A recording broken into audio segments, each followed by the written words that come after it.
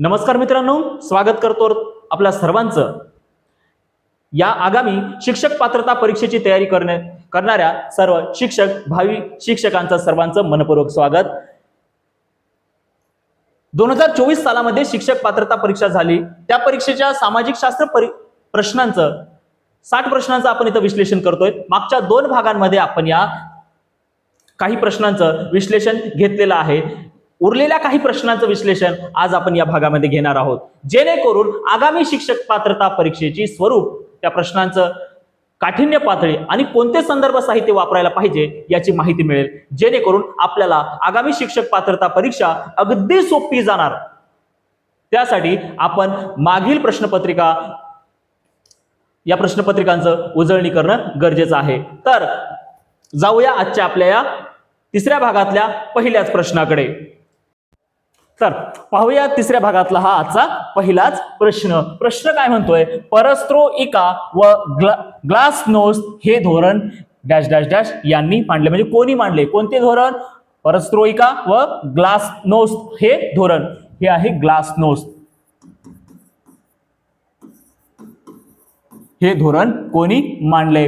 हा प्रश्न अर्थशास्त्राशी संबंधित आहे आणि हे दोन्ही शब्द आणि ह्याच्यातले पर्यायपैकी एवढं क्लिअर आहे की हा मिखाईल गोर्बाचेव या रशियन व्यक्तीनं मांडलेलं धोरण आहे। रशियन व्यक्तीने 1980च्या सालामध्ये मांडलेलं धोरण, याचं उत्तर आहे मिखाईल गोर्बाचेव। आता ह्यांचं असं म्हणणं होतं की परस्त्रोइका व ग्लासनोस्ट हे धोरण अंगीकारायला पाहिजे। म्हणजेच काय, परस्त्रोइका म्हणजे काय? बदल करणे किंवा पुनर्रचना करणे। ग्लासनोस्टचा अर्थ होतो पारदर्शकता ठेवणे। कशामध्ये? शासकीय कामकाजामध्ये, शासकीय धोरणामध्ये, शासकीय आर्थिक धोरण जे असतील या आर्थिक धोरणांमध्ये पारदर्शकता ठेवावी, सरकारी हस्तक्षेप कमी करावा, हे धोरण या मिखाईल गोर्बाचेव यांनी मांडलेलं होतं। परस्त्रोइका व ग्लासनोस्ट हे धोरण मिखाईल गोर्बाचेव यांनी मांडलेलं होतं। पुढचा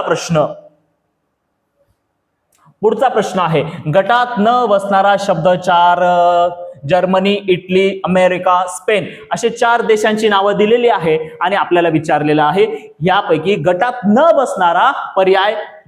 बसणारा देशाचा पर्याय कोणता आहे? 4 पर्याय कोणते? जर्मनी, इटली, अमेरिका आणि स्पेन। यापैकी जर्मनी, स्पेन आणि इटली हे 3ही देश युरोप खंडातील आहे आणि अमेरिका हा उत्तर अमेरिका खंडातील देश आहे। अशा प्रकारचा जर प्रश्न येत असेल तर मित्रांनो, आपल्याला काही महत्त्वाचे देश किंवा भारताला लागून असलेले देश, आशिया खंडातील सर्व देश, या सगळ्यांची आपल्याला माहिती असणं गरजेचं आहे। या प्रश्नाचं योग्य उत्तर होतं अमेरिका, जो की उत्तर अमेरिका खंडातील आहे आणि इतर 3 देश हे युरोप खंडातील आहे। पुढचा प्रश्न,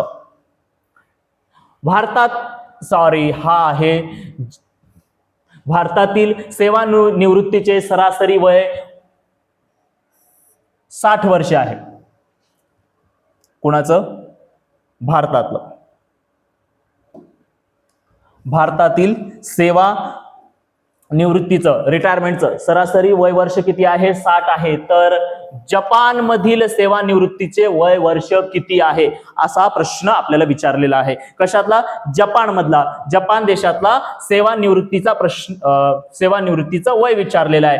हा प्रश्न विचारण्यामागचं संबंध हा करंट अफेअरशी होता, चालू घडामोडीशी संबंधित होता। मग आता जपान देशाबद्दल विचारलेलं आहे, तर जपानचं सेवानिवृत्तीचं वय किती विचारले आहे हे विचारले आहे। तर याचं राईट आन्सर आहे ते आहे 65। का? कसं काय? 2021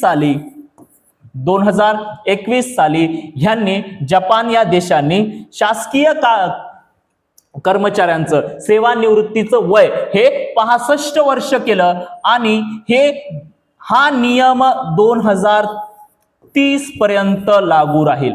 हा नियम 2030 पर्यंत लागू राहील किंवा त्याच्यामध्ये नंतर बदल केल्या जाईल. तर जपानमधील सेवानिवृत्तीचं वय किती वर्ष आहे? 65 वर्ष आहे. आणि 2021च्या पूर्वी हे 60 वर्ष होतं. मग 2021च्या नंतर हे बदल करून 2030 पर्यंत हा नियम लागू असेल. याचं जपानचं सेवानिवृत्तीचं वय वर्ष किती असेल? 65 वर्ष असेल. हे याचं योग्य असं उत्तर आहे. जाऊया पुढच्या प्रश्नाकडे.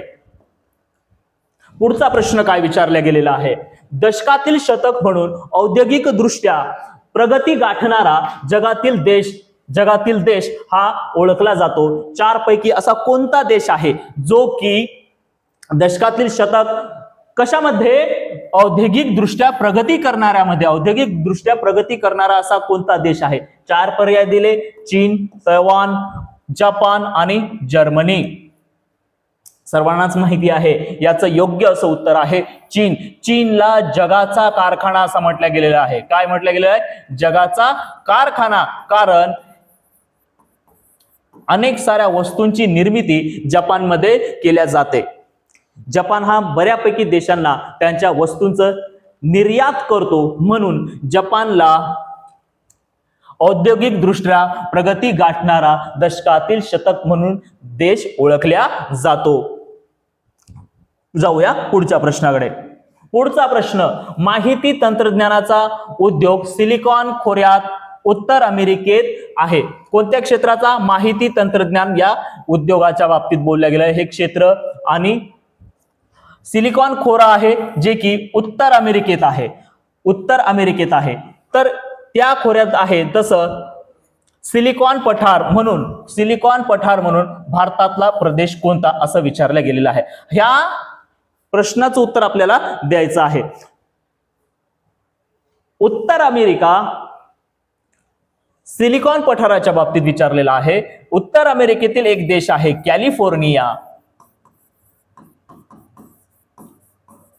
कॅलिफोर्निया हा देश आहे. कॅलिफोर्निया हा शहर आहे. या शहरामध्ये ज्या पद्धतीनं माहिती तंत्रज्ञान इन्फॉर्मेशन टेक्नॉलॉजीचं जे काही उद्योग भरभराटीस आलेले आहेत, तसे भारतातील असे कोणतं ठिकाण आहे ज्याला या सिलिकॉन पठाराची उपमा दिलेली आहे? चार पर्याय दिले. कोण? तेलंगण पठार, तिबेट तर होऊच शकत नाही. मग दख्खनचे पठार की तेलंगणचे पठार? तर आपल्या सर्वांना असं माहिती आहे की भारतातलं असं एक शहर आहे ज्या शहरामध्ये भारतातली सर्वात जास्त इन्फॉर्मेशन टेक्नॉलॉजीच्या बाबतीत असलेले उद्योगांची भरभराट झालेली आहे. ते शहर म्हणजे कोणतं? बंगळुरू हे भारतातलं शहर. हे बंगळुरू शहर कुठे आहे? तर या तेलंगणा पठारावर, तेलंगणा राज्यामध्ये आहे. त्याच्यामुळं भारतातलं असं सिलिकॉन पठार म्हणून ओळखलं जाणारं ठिकाण कोणतं? तर हे आहे तेलंगणा पठार. इथपर्यंत क्लिअर आहे मित्रांनो? जाऊया पुढच्या प्रश्नाकडे. पुढचा प्रश्न: पुढील पैकी कोणते वैशिष्ट्य आधुनिक इतिहास लेखन पद्धतीमध्ये समाविष्ट नाही म्हणून विचारलेला आहे? काय विचारलंय? नाही. असा चार पर्याय दिले. यापैकी या चार पर्यायापैकी असा कोणता पर्याय आहे जो की आधुनिक इतिहास लेखन पद्धतीशी संबंधित नाही? मग हा प्रश्न आलाय कुठून? स्टेट बोर्डच्या 10th क्लासच्या हिस्ट्रीच्या पुस्तकामधून. इतिहास लेखनाच्या पद्धती हा टॉपिक वर्ग 6वीच्या पुस्तकापासून सुरू झालेला आहे. 10वी पर्यंत आलाय. प्रत्येक वर्गाच्या सामाजिक शास्त्राच्या पुस्तकामध्ये हा टॉपिक आहेच. इतिहास लेखन आणि या इतिहास लेखन पद्धतीमध्ये हा आधुनिक इतिहास लेखनाची जी पद्धत आहे हा टॉपिक क्लास 10च्या हिस्ट्रीच्या पुस्तकामध्ये दिलेला आहे. आणि त्यांनी त्या आधुनिक इतिहास लेखनाच्या पद्धतीमध्ये बरेचसे असे मुद्दे दिले आहेत ज्यापैकी शास्त्रशुद्ध पद्धत असते. आधुनिक इतिहास लेखनाची पद्धत हे शास्त्रशुद्ध असते. म्हणजे आपल्याला विचारलेलं काय आहे? नाही. या चार पैकी असं एक कोणतं आहे जे की आधुनिक इतिहास लेखनाच्या पद्धतीमध्ये समाविष्ट नाही? मग ते कोणतं आहे? हे आहे ही आधुनिक इतिहास लेखनाची पद्धत ही शास्त्रशुद्ध पद्धत असते. शास्त्रशुद्ध पद्धत असते. या शास्त्रशुद्ध पद्धत असते म्हणजे याला पुरावे द्यावे लागतात. त्यानंतर मानवी कृतीचा संबंध दैवी घटनांशी जोडण्याचा प्रयत्न हा दैविक कृतींशी म्हणजेच मानवी ज्या काही मानवी कृती होत असतात यांचा संबंध दैवी घटनांशी जोडण्याचा प्रयत्न केला जातो का, तर नाही. हाच पर्याय याचा योग्य असं उत्तर आहे. पुढचे पर्याय वाचून घेऊ म्हणजे आपल्याला तुम्हाला क्लिअर होईल की हे 3 पर्याय जसे की शास्त्रशुद्ध पद्धत ही आधुनिक इतिहास लेखनाची पद्धत आहे. मानव केंद्रित प्रश्न मांडून हे इतिहास लेखन केलं जातं. आधुनिक इतिहास लेखनाच्या पद्धतीमध्ये मानवाला केंद्रित केलं जातं, मानव केंद्र मानला जातो. त्याच्यानंतर पुढचा पर्याय असा आहे विश्वासार्ह पुराव्यांचा आधार घेतला जातो. यामध्ये या आधुनिक इतिहास लेखनाच्या पद्धतीमध्ये जे पुरावे मिळतात ते असेच पुरावे वापरले जातात ज्यांच्यावर पूर्णतः विश्वास आहे. मग अशा पूर्णतः विश्वास ठेवला जाईल अशाच पुराव्यांचा आधार घेऊन आधुनिक इतिहास लिहिला जातो. पण जर का कोणत्याही मानवी कृती घडत असतील तर त्याचा संबंध दैवी घटनेशी जोडण्याचा प्रयत्न केला जातो का, नाही. जोडण्याचा प्रयत्न केला जात नाही आणि हेच समाविष्ट नाही. याचा अर्थ पर्याय क्रमांक 2 हे या प्रश्नाचं योग्य असं उत्तर आहे. याचा अर्थ जर 10th क्लासच्या हिस्ट्रीच्या पुस्तकामधून प्रश्न येत असतील तर आपल्याला 10th क्लासच्या ही सामाजिक शास्त्राच्या विषयाच्या सर्व पुस्तकांचा आपल्याला अभ्यास करणं गरजेचं आहे. जाऊया पुढच्या प्रश्नाकडे. पुढचा प्रश्न, गटात न बसणारे शहर ओळखा. शहर म्हणा, ठिकाण म्हणा, कोणकोणते आहे? यौधेय, मालव, शूद्रक, लिच्छवी यापैकी कोणतं असं आहे जे गटात बसत नाही? मग गटात न बसणार कोणतं आहे? तर 6th क्लासचं स्टेट बोर्डचं पुस्तक आहे. पूर्ण पुस्तक जरी वाचून झालं तरी हा क्वेश्चन सापडत नाही. हा क्वेश्चन परत रिपीट, ही इन्फॉर्मेशन परत रिपीट होत आहे 10th क्लासच्या हिस्ट्रीच्या पुस्तकामध्ये. आणि 2 प्रकारचे गणसंघ दिलेले आहे म्हणजे राज्याचे प्रकार दिलेले आहे. एक आहे युद्धोपजीवी आणि दुसरा आहे शस्त्रोपजीवी. त्यापैकी यौधेय, मालव आणि क्षुद्रक युद्धोपजीवी या गणसंघातले आहे. हे तीनही युद्धोपजीवी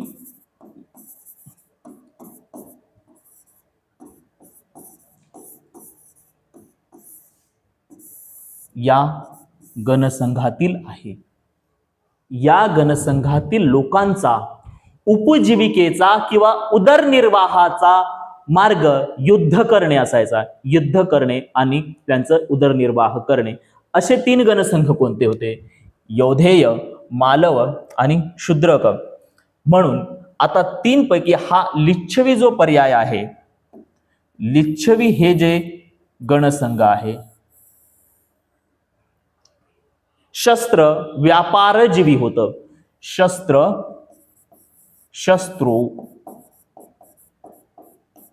व्यापारजीवी.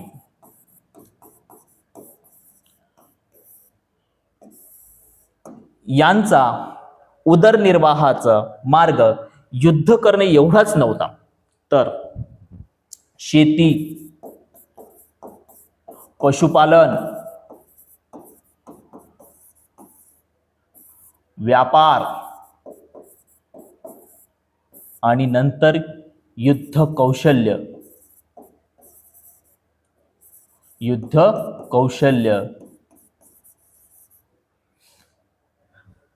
म्हणून या 4 पैकी लिच्छवी असं ठिकाण आहे, राज्य आहे, एक गणसंघ आहे ज्या गणसंघाचा वेगळा गट तयार झालेला आहे. जाऊया या प्रश्नाचं योग्य असं उत्तर आपल्याला मिळालं. आपण जाऊया पुढच्या प्रश्नाकडे. पुढचा प्रश्न, ब्रह्मगिरी, सोपारा, गिरनार, सहस्त्राम ही ठिकाणे कोणत्या गोष्टीसाठी प्रसिद्ध आहेत? कोणत्या गोष्टीसाठी प्रसिद्ध आहेत? 4 पर्याय. सम्राट अशोकाचे शिलालेख, सम्राट अशोकांचे स्तंभालेख, बौद्ध धर्मातील स्तूप, प्राचीन व्यापारी दृष्ट्या महत्वाची शहरे. मित्रांनो, हा स्टेट बोर्डच्या 6th क्लासच्या हिस्ट्रीच्या पुस्तकातला प्रश्न आहे. पूर्ण पुस्तक वाचून झालं तरीही या प्रश्नाचं योग्य उत्तर मिळत नाही. या प्रश्नाचं उत्तर मिळवण्यासाठी आपल्याला पूर्णतः नकाशा वाचनच करावा लागेल. 60 प्रश्नांपैकी हा 3रा प्रश्न असा आहे ज्या प्रश्नाचं उत्तर देण्यासाठी आपल्याला पूर्ण नकाशा वाचनच करावं लागेल. हा 3रा असा प्रश्न आपल्याला सापडलेला आहे जो पूर्णतः नकाशा वाचनावर आधारित आहे. मग आपल्याला नकाशेही डोळ्याखालून घालणं गरजेचंच आहे. मग आपल्याला प्रश्न असा विचारलाय, ब्रह्मगिरी, सोपारा, गिरनार, सहस्त्राम ही ठिकाणं कोणत्या गोष्टीसाठी प्रसिद्ध होते? आणि या प्रश्नांची डिझाईन जर पाहायला आपल्याला, हा प्रश्न आहे 6th क्लासच्या स्टेट बोर्डच्या पुस्तकातून. मग इथं सम्राट अशोकांचा संदर्भ जास्त प्रमाणात घेतलेला आहे. तर हे सगळे काही ठिकाणं जे आहे हे सम्राट अशोकांचे शिलालेखांसाठी प्रसिद्ध असले ठिकाणं आहेत. एक वेळेस 6th क्लासच्या या स्टेट बोर्डच्या पुस्तकातल्या नकाशांचं अवश्य वाचन करून घ्या, जेणेकरून जर असेच काही प्रश्न जर उद्या आलेच तर आपले चुकता कामा नये. मग हे सम्राट अशोकांचे शिलालेख जे आहे ब्रह्मलिपीतील आहे. ब्राह्मी लिपीतील आहे. सम्राट अशोकांचे स्तंभ, सन्नती अशा काही ठिकाणी आपल्याला पाहायला मिळतात. जाऊया पुढच्या प्रश्नाकडे. मुघलकालीन चित्रकलेचा उगम चित्रकलेतून झाला. कोणत्या मुघलकालीन चित्रकलेचा उगम कोणत्या चित्रकलेतून झाला? इराणी, ग्रीक, युरोपीय की रोमन? या प्रश्नाचं योग्य उत्तर आहे इराणी. इराणी या चित्रकलेतून मुघल काळातल्या चित्रकलेचा उगम झालेला आहे. मुघल कालखंडामध्ये जी चित्रकला आपल्याला पाहायला मिळते ती चित्रकला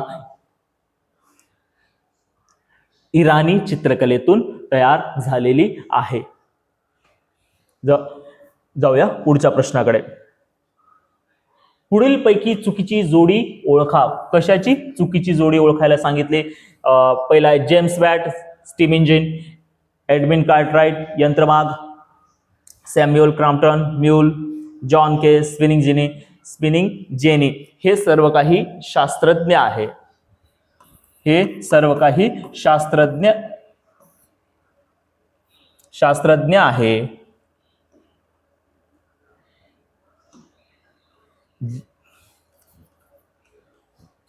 आणि त्यांनी लावलेले शोध शास्त्रज्ञ आहेत आणि त्यांनी तयार केलेले काही यंत्र त्यांचा आपल्याला यापैकी चुकीची जोडी ओळखायची आहे. मग चुकीची जोडी आपल्याला ओळखायची आहे तर पहा, जेम्स वॅट यांनी स्टीम इंजिन तयार केले आहे. स्टीम इंजिन वाफेवरचे इंजिन. एडमंड कार्टराइट यंत्रमाग तयार केलेला आहे. सॅम्युअल क्रॉम्प्टन, सॅम्युअल म्यूल हे यंत्र तयार केलेलं आहे. जॉन के स्पिनिंग जेनी असं काही यंत्र तयार केलं का? असं काही केलेलं नाही. यांनी शटल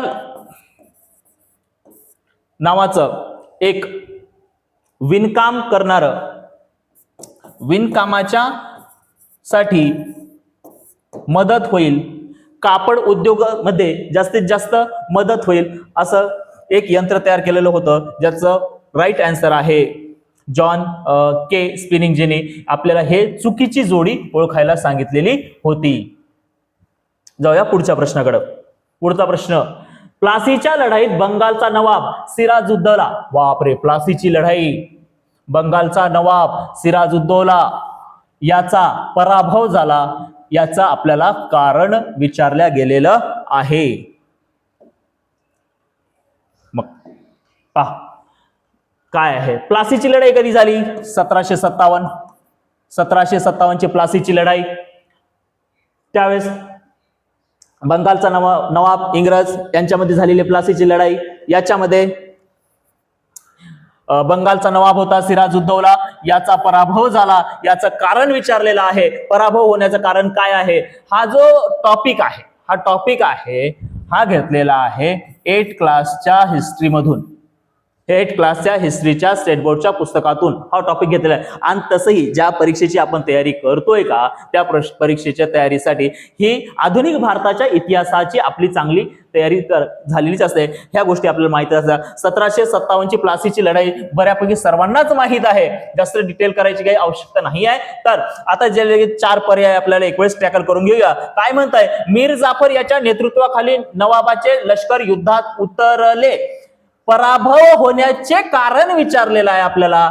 तर सर्वांना माहित आहे बंगालचा नवाब सिराजुद्दौला याचा सेनापती होता मीर जाफर. हा मीर जाफर याच्या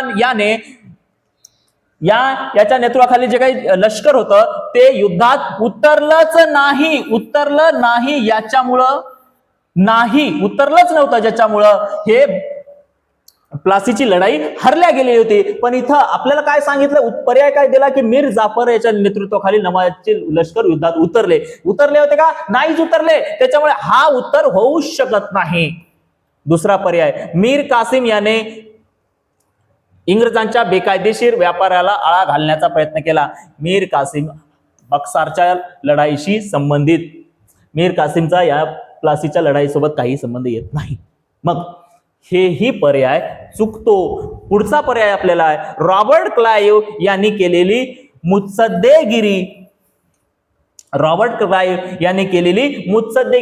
जेव्हा 1757 ला प्लासीची लढाई झालेली होती त्यावेळेस इंग्रजांचा रॉबर्ट क्लाइव्ह हा त्यावेळेस गव्हर्नर आलेला होता. या रॉबर्ट क्लाइव्हनं जे काही कौशल्य दाखवलं, काय दाखवलं होतं की या मीर जाफरलाच त्यानं स्वतःकडे वळवून घेतलेलं, मीर जाफरला स्वतःच्या गोटात वळवून घेतलेलं होतं. हीच त्याची मुत्सद्देगिरी होती, ज्यामुळं त्याला स्वतःकडे वळवून पुढे बंगालचं नवाबपद देण्याचं आमिष दाखवलेलं होतं, ज्याच्यामुळं हा मीर जाफर या प्लासीच्या लढाईच्या वेळी नवाबाच्या बाजूने युद्धात उतरलाच नव्हता. मग हीच रॉबर्ट क्लाइव्हची मुत्सद्देगिरी होती, ज्याच्यामुळे या प्रश्नाचं उत्तर इथंच मिळालं की रॉबर्ट क्लाइव्ह याने केलेली जी काही मुत्सद्देगिरी आहे या कारणामुळं प्लासीच्या लढाईत बंगालचा नवाब सिराजुद्दौला याचा पराभव झालेला होता. पुढचा जर का प्रश्न आपण वाचायला घेतलाच की ब्रिटिश ईस्ट इंडिया कंपनीला बंगालच्या सुब्यात दिवाणी अधिकार मिळालेले होते का नाही, हे पर्याय चुकीचा आहे. कारण की ईस्ट इंडिया कंपनीला बंगालच्या सुब्यात जे काही दिवाणी अधिकार मिळालेले होते हे 1757च्या नंतर मिळालेले होते. त्याच्यामुळं या प्रश्नाचं राईट आन्सर होते की रॉबर्ट क्लाइव्ह यांनी केलेली मुत्सद्देगिरी. क्लिअर आहे मित्रांनो? जाऊया पुढच्या प्रश्नाकडे.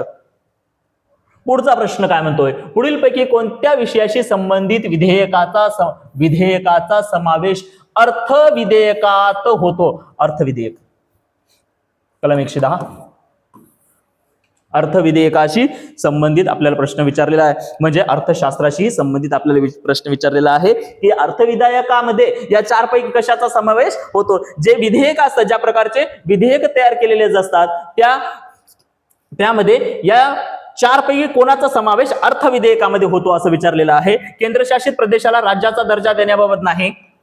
एखाद्या केंद्रशासित प्रदेशाला जर राज्याचा दर्जा द्यायचा असेल तर त्याच्यासाठी मांडलेलं जे काही विधेयक असतं हे म्हणजे अर्थविधेयक असतं का? नाही, ते अर्थविधेयक नसते. राज्याला, केंद्रशासित प्रदेशाला राज्याचा दर्जा द्यायचा असेल तर हे अर्थविधेयक असत नाही. पुढे आहे आयकर कर रचना प्रणालीत बदल करण्यासंदर्भात, हे याचं योग्य उत्तर आहे. आयकर जो आहे यांच्या करामध्ये जर या कराच्या रचनेमध्ये बदल करायचा जर असेल तर त्या विधेयकाचा समावेश हा अर्थविधेयकात होतो. यामुळं या प्रश्नाचं योग्य असं उत्तर काय असेल? ऑप्शन नंबर 2, आयकराच्या कर रचनेत बदल करायचा आहे, त्यासाठी मांडलं गेलेलं विधेयक हे अर्थविधेयक असते. आता हे जे खालचे पर्याय आहे संविधानात दुरुस्ती करण्यासंदर्भात, हे घटना दुरुस्ती विधेयक आहे. या बाकीच्या पर्यायाकडे आपल्याला जाण्याची आवश्यकता नाही. इथंच आपल्याला या प्रश्नाचं उत्तर मिळालेलं आहे. पुढे जाऊया पुढच्या प्रश्नाकडे. पुढचा प्रश्न काय म्हणतो? प्रादेशिक विकासास खालीलपैकी कोणता घटक जास्त पूरक असतो? जास्त पूरक म्हणजे चांगल्या बाजूने असेल किंवा फायदेशीर असेल, असा खालीलपैकी कोणता घटक आहे जास्त पूरक असेल? कशासाठी? प्रादेशिक विकासासाठी. एखाद्या प्रदेशाचा, विशिष्ट अशा प्रदेशाचा विकास जर घडवून आणायचा असेल, तर त्यासाठी कोणता घटक आहे? असे वेगवेगळे घटक असतात की त्या प्रदेशाचा विकास घडवून आणणारे. आपल्याला 4 दिलेले आहे. याच्यापैकी असा जास्त पूरक म्हणजे विशेष प्रभावी ठरेल असा कोणता घटक आहे? सुगम नद्या. तिथल्या नद्या चांगल्या असल्या पाहिजे म्हणजे त्या प्रदेशाचा विकास होईल. आता एखाद्या प्रदेशामध्ये चांगल्या नद्याच नसतील तर? चांगली नैसर्गिक बंधारे किंवा बंदरे, पाणी अडवून ठेवतील असे बंधारे, हे आहे का? नाही. चांगले नैसर्गिक बंदर असतील, बंदर जिथं जहाजांच्या मार्फत मालाची ने-आण करतील किंवा समुद्राचा किनारा लाभलेला आहे असं लाभलेला असेल तर त्याच्यामुळे जास्त प्रदेशाचा विकास होईल, असं आहे का? तेही नाही. प्राकृतिक घटक, एखाद्या प्रदेशातले प्राकृतिक घटक कसे आहे याच्यानुसार त्या प्रदेशाचा विकास कसा होणार हे अवलंबून असेल का? तर नाही. याचं योग्य असं उत्तर असणार आहे ऑप्शन नंबर 4, नैसर्गिक साधन संपत्ती. त्या प्रदेशामध्ये कोणत्या प्रकारची किती प्रमाणात नैसर्गिक साधन संपत्ती किंवा नैसर्गिक खनिज संपत्ती उपलब्ध आहे याच्यावर त्या प्रदेशाचा विकास अवलंबून असेल. त्या ठिकाणची लोकसंख्या किती कुशल आहे, लोकसंख्या किती प्रमाणात आहे आणि लोकसंख्या किती कुशल आहे हे सुद्धा त्या प्रदेशातल्या विकासासाठी पूरक ठरणार आहे. लोकसंख्या किती जास्त कौशल्याने तयार झालेली आहे, किती कौशल्यपूर्ण आहे, यावरून त्या प्रदेशाचा विकास कसा होईल हे अवलंबून असणार आहे. जाऊया पुढच्या प्रश्नाकडे. पुढचा प्रश्न, भारतात अंतर्गत जलमार्ग विविध विकसित झाले नाहीत. भारतातील अंतर्गत जलमार्ग एखाद्या देशात प्रवास करायचा आहे, एक व्यक्तीची किंवा वस्तूची, मालाची ने-आण करायची आहे, तर त्याला म्हणायचंय अंतर्गत जलमार्ग याचा विकास झाला नाही. याचं कारण विचारलेलं आहे. मग काय कारण आहे? तर येथील म्हणजे भारतातील नद्या कमी लांबीच्या आहेत का? नाही. गोदावरी सारख्या नद्या, गंगा सारख्या नद्या ह्या खूप जास्त लांबीच्या आहे, याच्यामुळं अंतर्गत जलमार्ग विकसित झाला नाही. हे कारण असू शकते का? नाही, हे असू शकतच नाही. या आपल्या नद्यांमध्ये गाळाचे प्रमाण अधिक आहे म्हणून आपल्या देशातला अंतर्गत जलमार्ग विकसित झाला नाही. हे याचं योग्य उत्तर असेल का? नाही. गाळाचा काही संबंध नाही ना. योग्य उत्तर शोधायचं आपल्याला. नद्या जोड प्रकल्प उपलब्ध नाहीत, आहेत, पण नद्या जोड उपलब्ध प्रकल्पही आहेत, पण त्याच्यामुळे अंतर्गत जलमार्गाच्या विकासावर प्रभाव पडणार आहे का? तर नाही. हे सुद्धा याचं योग्य उत्तर असू शकत नाही. याचं योग्य उत्तर काय असणार आहे? अनेक नद्या हंगामी आहेत. हंगामी आहेत म्हणजे काय?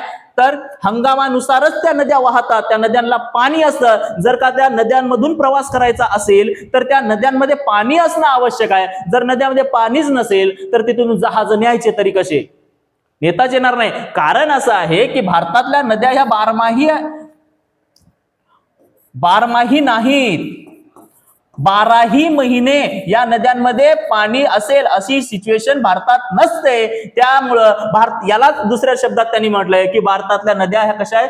हंगामी स्वरूपाच्या आहे. फक्त पावसाळ्यातच काही नद्या वाहतात, काही बर्फाच्छादित प्रदेशातून वाहणाऱ्या काही हिम नद्या फक्त हिवाळ्यातच वाहतात.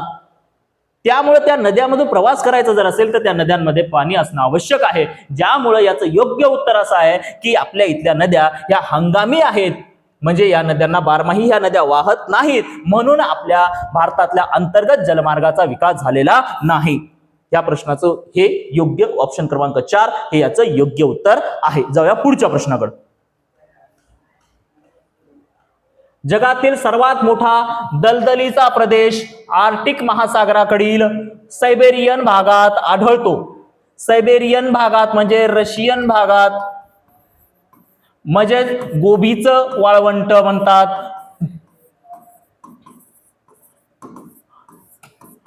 हा पूर्ण प्रदेशच बर्फाच्छादित असतो, कायमच बर्फानं झाकलेला असतो, बर्फाच्छादित असतो. म्हणून त्याला एक बर्फाचंच वाळवंट असं म्हटलं जातं. ह्यांचं म्हणणं आहे की हे या भागात आढळतो. याचं आणि या भागामध्ये खूप जास्त दलदल निर्माण झालेली असते. याचं कारण काय आहे? हा सायबेरियन भागात आढळणार हे बर्फाच्छादित प्रदेश, हा प्रदेश समुद्र सपाटीपेक्षा कमी उंचीवर आहे. म्हणून आहे का? नाही, कारण हा भाग जो आहे समुद्र सपाटीपेक्षा कमी उंचीवर आहे का? नाही, जास्त उंचीवर आहे. कारण हा जास्त उंचीवर आहे, पूर्णतः बर्फाच्छादित प्रदेश आहे. हे याचं आन्सर होऊ शकत नाही. पुढचा पर्याय, हा प्रदेश मैदानी असून अनेक नद्यांचा त्रिभुज प्रदेश येथे आहे. या प्रदेशामध्ये त्रिभुज प्रदेश नाहीत. त्रिभुज प्रदेश कधी निर्माण होतात? जेव्हा समुद्राला जाऊन मिळते, नदीच्या मुखाजवळ जेव्हा गाळ जमा होतो, त्या गाळाच्या प्रदेशाला त्रिभुज प्रदेश असं म्हणतात. आणि इकडं असं काही आढळत नाही, त्याच्यामुळे हे सुद्धा याचं योग्य उत्तर असू शकत नाही. हिवाळ्यातील गोठलेल्या नद्या व पाण्याचा निचरा होऊ शकत नाही, हे याचं योग्य उत्तर असणार आहे. हे या प्रश्नाचं योग्य उत्तर असणार आहे. कारण ह्या हिवाळ्यात गोठलेल्या नद्या नंतर उन्हाळ्यामध्ये जेव्हा बर्फ वितळतात तेव्हा हे पाणी वाहतं, ते पाणी साचून राहतं. या पाण्याचा निचरा होत नाही. म्हणजेच काय? हे पाणी साचून राहतं, ज्याच्यामुळं त्या प्रदेशामध्ये दलदल तयार होते. त्या प्रदेशामध्ये काय होते? दलदल तयार होते. मग ह्या प्रश्नाचं योग्य उत्तर आपल्याला मिळालेलं आहे. हिवाळ्यातल्या गोठलेल्या नद्या, या नद्या व पाण्याचा निचरा होऊ शकत नाही. हे पाणी साचून राहतं. साचलेल्या प्रदेशामध्ये त्या ठिकाणी दलदल निर्माण होते. जाऊया पुढच्या प्रश्नाकडे. संपले प्रश्न मित्रांनो? या तिसऱ्या भागापर्यंत आपण सामाजिक शास्त्राच्या जास्तीत जास्त प्रश्नांचा विश्लेषण इथे संपलेला आहे. जास्तीत जास्त प्रश्नांचा आपण विश्लेषण घेतलेलं आहे.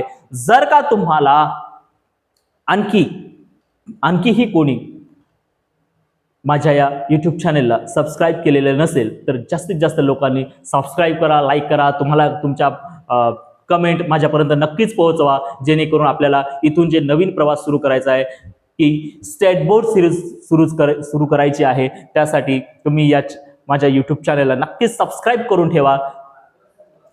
येणाऱ्या नवनवीन व्हिडिओज तुम्हाला लवकरात लवकर तुमच्यापर्यंत पोहोचत राहील. Thank you so much.